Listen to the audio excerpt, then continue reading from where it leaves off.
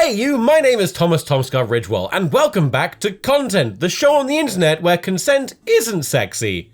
It's mandatory. Very worried. Yeah, right? I had you for a second. You know what would be a good GIF for right then? Yeah, a picture can say 1,000 words, but a GIF can say maybe 10. And honestly, that's enough. You don't need 1,000 words. Who needs 1,000? What are you writing, an essay? Grow up. We're out of school. GIFs. It's good to know that I haven't lost my edge on introing videos, even if I'm alone. Back in the beginning of time, we didn't have words, and then we did have words because we made them up using our big boy brains. But then people would say words at you and you'd have to say words back, and that was disgusting. But then luckily we realized we could just reply to people with GIFs, or as the creator calls them, GIFs. But the creator of things can be wrong about the best thing for their own thing sometimes. Look at George Lucas. He thought Jar Jar Binks was a good idea, and that was the first thing my girlfriend ever had a crush on. Get outed. Today I'm going to talk to you about the 10 best GIFs ever, the only GIFs you ever need to respond to everyone that's ever talking to you. But first, we need to lay the ground rules. What quantifies, what is a GIF? The perfect reaction GIF must first and foremost convey itself perfectly without any words. You shouldn't need to be reading a thing on the screen. It should be clear from the moment you see it what this person is trying to say. So unfortunately, we're gonna have to disqualify all GIFs with subtitles or words. They've gotta go. I'm sorry, every Office GIF ever, pretty much. You've gotta go. Secondly, the perfect GIF can't require prior reading. You shouldn't have to have seen something before to get the reference being made. So like, why you lying GIF? You gotta go. Peanut butter baby GIF? I love you, but without being able to hear the beautiful guttural knowing, you just don't work. So you've gotta go, I'm sorry, I'll miss you. But now we got our ground rules, we can get into the list. Coming in at number 10, which by no means makes it my least favorite, but putting this list in an order would require effort, and I don't want to put that into my appearance or my work. But number 10 is John Cena's shrinking face. Now, this GIF starts its journey as just a shot of John Cena zooming out, but then some bright spark decided to keep his head in one place, but keep the face shrinking and make it absolutely perfect. And what does this GIF convey? That sinking feeling, that moment of realization and horror that, oh God, we had homework, is probably a relatable thing that kids these days understand. I, however, just remember that I haven't paid my taxes. That moment when you wake up and remember a really happy sex dream you've had, but suddenly everything feels a bit damp. No, I don't like it. When you fart, but you think it might be more than a fart. Yeah. Jesus Christ. I mean, this would be me if I went on a blind date, and they made an Astor movie reference. Especially they said, oh, I used to watch this when I was a kid. Coming in at number 9 is Monkey Puppet, specifically Shocked Monkey Puppet. Specifically, Shocked Monkey Puppet that's named Kento from like a 1960s to 70s Japanese kid show. I love this little dude. He's seen some stuff, man. He's been about, and he's still surprised by just how low the depths of humanity can sink. I think this GIF perfectly conveys that time when I was like, I don't know, 17 or 18, having dinner with my parents, and then finally realized what the code word they'd had for sex was this whole time, and that they'd been saying it in front of me as a child, and I finally put 2 and 2 together, and this is me just fully disassociating, going to another realm of reality while I piece together every time my parents blatantly talked about that in front of me. What was the code word? I'm not talking about it again. Yeah, he said it. It's too. I really like the It's word, too but I don't know what it triggering. is. We're not talking about Bingy Boingy. Yeah. Coming in at number 7 is Kermit and Christian Bale nodding at each other. I mean, it's kind of obvious when you could use this GIF. Someone has said something and you agree with them and you want to convey that and you want to do it in a way where you're both so beautifully in sync. Maybe with a hint of irony, maybe not. This GIF, as far as I'm aware, has no genuine origin. They're just 2 separate clips of Kermit and Christian Bale nodding that's been put together in this wonderful way, which I'm very disappointed that the Muppets at no point interviewed Christian Bale. It's a good GIF! This GIF would convey nicely if you're in a toilet stall and you just have a big loud poop, and then the person next to you, not to make you feel alone, also has a big loud poop, and you're just together in this. We're in the trenches. When you make eye contact with the guy you're cucking.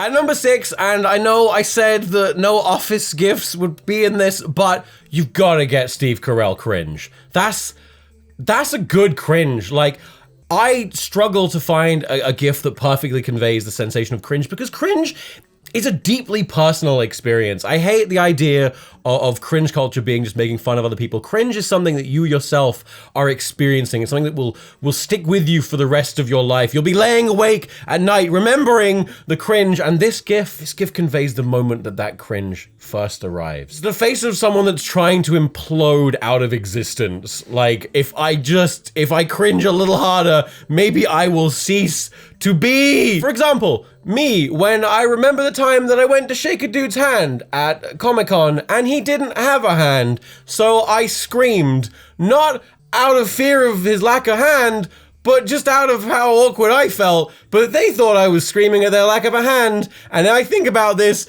a lot. At number 6, we've got Helmo, Fiery Elmo. Fun fact, this is a photograph of a cake with fire put behind it. This is a beautiful GIF to use, honestly, whenever you've been complimented or thanked for anything. What better way to say I embrace your love and gratitude than with a GIF that says I am the Lord of Hell and this has been my doing. I can't, like, that's it. Like, that's when I use this GIF. Anytime anyone compliments me or tells me I've done a good job, like, yeah, I'm thrilled, but I'm still in a state of deep emotional turmoil. It is the state of thriving in the hell world that we live in. It's like, haha, I just graduated uni, I won't get a job and the planet is dying. It's This Is Fine Dog, but for Gen Zs. Yeah. This Is Fine Dog is millennials. Elmo is Gen Zs. And number 5, you know what? Sometimes you just gotta dab on the haters. You roast someone so good, you gotta hit the dab. But you know what? Dabs are played out. There aren't that many good dab GIFs. We get him with Betty White dabbing, Fortnite dab. No, you gotta step it up. You gotta acknowledge how sick your burn was, but it will also be like fresh and with it. That's why you gotta hit him with a leg dab. Oh, leg dab is just the cherry on top to any form of a sick burn, or when you've absolutely just trounced someone and you hit him with a non-conventional dab. A dab would have been enough, but no, you're an acrobatic son of a bitch. You hit him with a leg dab, like this. Elliot, please animate in some legs. No, don't do it. Don't do it. Sometimes you just gotta hit him with a leg dab. Oh. It's not good. It's not good.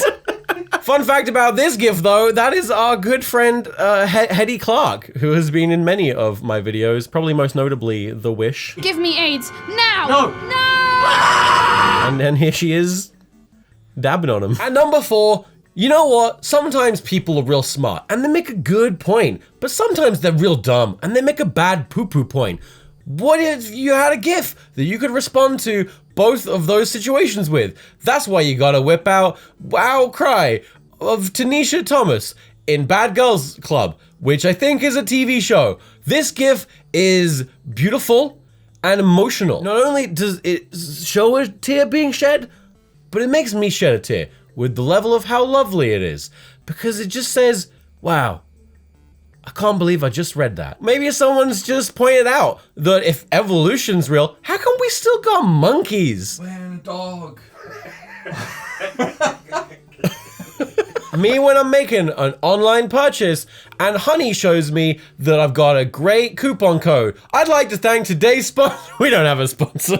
Please! Please! Oh boy, we are in the end game now, because we're on to number 3. What do I have at number 3? That's right, it's Nodding Woodsman / Nodding Cowboy. Either way, It's Robert Redford in the movie Jeremiah Johnson, just giving you a nice, warm nod. This GIF I will use pretty much whenever somebody says the word cum. Me, when my 14-year-old work experience student makes a joke on Twitter about cum. This is not a fake example. This GIF conveys pride and warmth and love and approval. It's a sincerely lovely GIF, and you can use it in the most corruptive ways. When the son of the man I'm cucking walks in the room.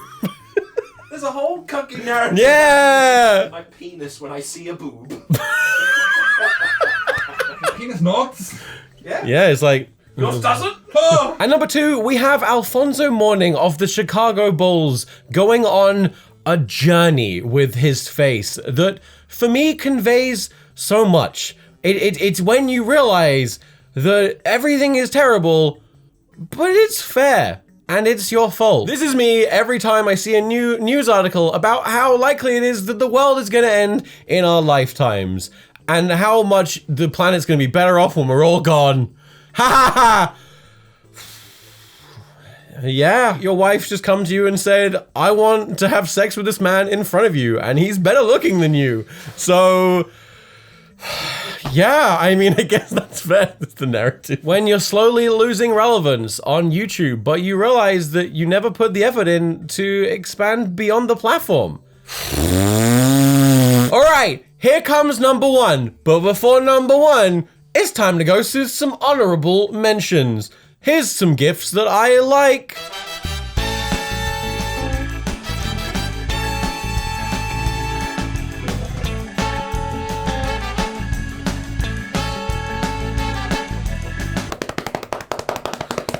Number 1, the best and perfect reaction GIF that can be applied to almost any situation, coming at no surprise to any of you, is, and has to be, and has always been, white guy blinking. Drew Scanlon of Giant Bomb somehow perfectly conveyed every reaction with every possible meaning to everything ever. There's almost no situation in which this is not the appropriate response.